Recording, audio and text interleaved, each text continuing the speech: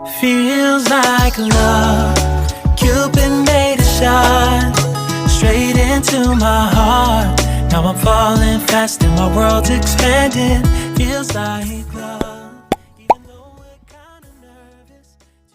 Hey guys, good afternoon. Magsaing na tayo kasi hapon na din. Pero kumain naman kami din kapag kauwi namin ng lentil soup. Kasi after sa school ni Damla, bumalik kami para doon, malapit doon sa school.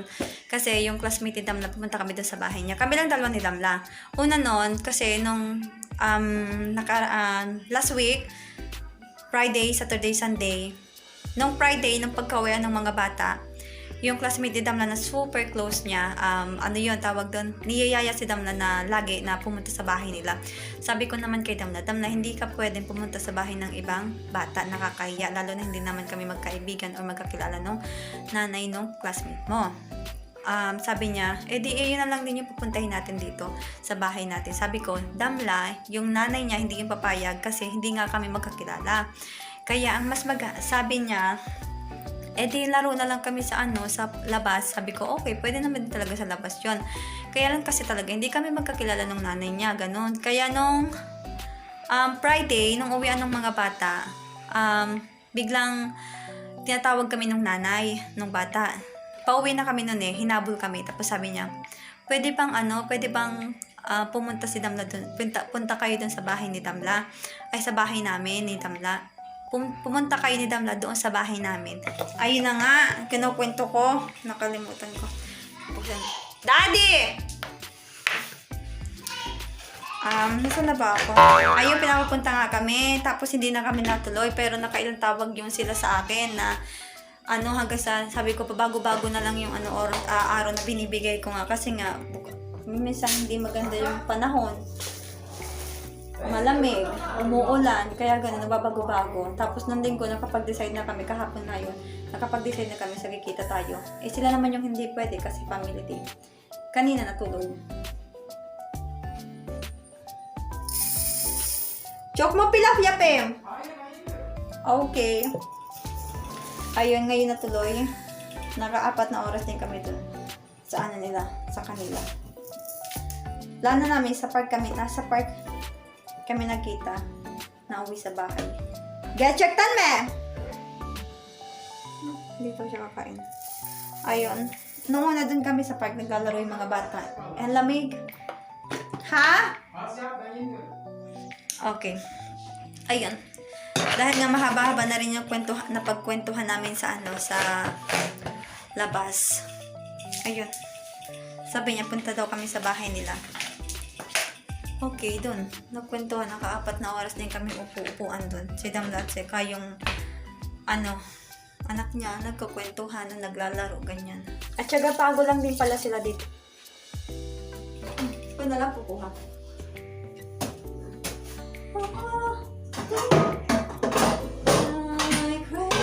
I need you. Talagang aahapos ka pa, ha?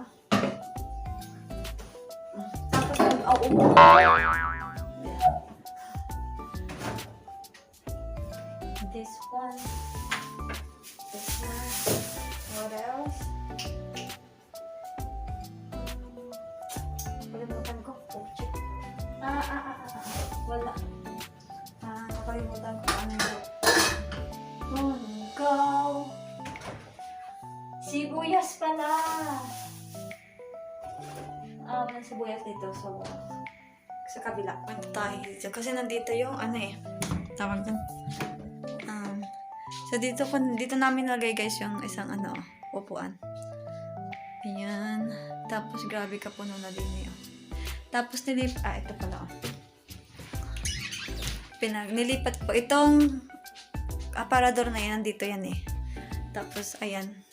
Pinagtabi ko na sila. Tapos ito. Ay, napakagulo guys dito. Grabe. Ngayon, kukuha tayo ng dito kasi nakalagay yung namin, konti. Ito na nga lang natira Damihan ko ng kami lang kasi nadam na yung kakain. So, ayan. So, kainin natin. Tara.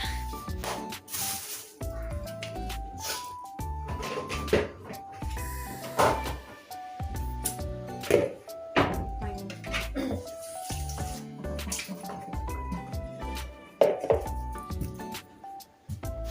Ubusin ko na tong isang maliit. Maliit lang naman ito eh. So, ubusin na natin. What happened, Ama? Mapagod ka talagang bata ka. Diba? Grabe, ang cute ng pusa nila, guys. May pusa sila, yung classmate nila na. Ano sa Scottish. Ano yun, Scottish breed. Basta ganyan. Ang cute. Pagka-taligno. Sobrang masunurin. Hindi ka agad-agad din sa lumapit sa hindi ka kilala. Ayun, di natahimik na si Damla, saka yung isa. Kasi matagal na yun lagi silang may planong dalawa eh. Eh, syempre, pag mga bata, magaling magplano, hindi mo na inaano yung magulang kung okay ba. Kanina tuloy, tuwang-tuwa sila. Parang hindi nga nagkita ng isang taon eh, nung bumalik ulit kami nung nagkita ulit galing sa school. Yung yakapan nila, grabe. Tapos, offend them! Ben! Suwan Kazuro! I accidentally put in my feet. That's not yours. That's mine. Yeah. You go. Get your own socks. Hadi. Dapat wag kayo natutunan ko, dapat wag kayo basta-basta maghuhugas. Wag kayo basta-basta manghuhusga ng tao. Kapag hindi nyo pa kilala. Hindi naman kami nanghusga. Kumbaga meron na kaagad kaming... Hindi naman kami nanghusga. Pero kumbaga meron na kaming sariling mulat na. Sobrang kasing tahimik niya, guys. Yung magulang. Sobrang tahimik. Laging may malaking headphone sa... Tawag doon, tenga. As in, sobrang iba yung dating ng vibes niya pag nakikita namin siya.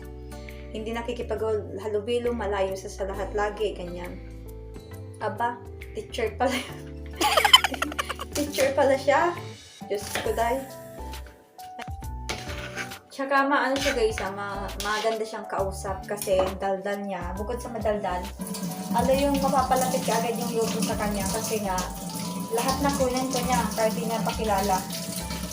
Yung palang buhay niya, kunin ko niya na. Yung mga ayaw niya, yung gano'n niya. Tapos prangka siya. Prangka, yun yung ko sa kanya. Sabi niya sa akin, kaya hindi ko syempre pinapayagan yung anak ko na pumunta sa inyo dahil nga syempre hindi ko naman kayo kilala. Syempre wala akong tiwala, ganyan. Kasi nagprangka siyang gano'n, sabi ko din, oo, ako din naman, ganun din talaga ako. Hindi ko naman sa inyo papayagan na si Damla kasi nga, di naman tayo di ba magkakilala. Ayun yun, walang makwento siya. Ayun, dami niya ng kwento. Kaya ayun, nagkwento na din ako. Pero hindi yung mga talang buhay ng buhay ko ha. Kung ano lang ba yung tanong niya, kung alam mo yung kwentuhan na walang topic, ganun lang. Kung ano lang yung lumabas sa bunganga mo, ganun lang. Wala siya yung pagkukwentuhan natin about lang dito, yung ganun. Mas okay yung ganun. Nabait naman pala siya. Talagang tahimik lang talaga siya. Hindi talaga siya pala, alam mo yung sa labas kasi mga nakikita ko nanay as in talagang grupo talaga sila. Kwentuhan talagang maingay eh. Wala lang, tahimik lang siya. Kasi lagi siya nakagato isa. Diba dingding siya. Halimbawa, nasa pader ako. Lagi lang siya nakaganon na. Tapos may nakaganon lang na siya. Nakataas yung isang paa, nakaganon. Sa pader na kanya. Tapos, naka-headphone na malaki. Ganun. At ayan na nga po. Yung kaunting mint beef tapos, ayan. So, yun yung ulam namin ni Damla. Kami na kasi kakain ni Damla. Ayan, hindi naman kailangan marami. Ayan. Saka ito kasi yung mabilis mabilis maluto. Gutom na kasi ako. O, diba? Ito na yung kinalabasan. Palambutin ko lang yung patatas at carrots. Tapos, ayan na. Tapos nagpapainit ako ng tubig kasi manunod ako ng laban ng Chocomocho sa PLDT, Petrogas. Petrogas? Ha? Petrogas. Basta yun. Sumunod tayo mga guys. Luto na din yung aking sinaing. Tapos, pag naluto to, pakainin ko muna si Damla or mamaya na lang kasi hindi pa naman yung gutom. Ako magkakape kasi hindi na nawala yung gutom ko. Ngayon, tatapusin ko na yung aking vlog. Maraming salamat po sa nanood.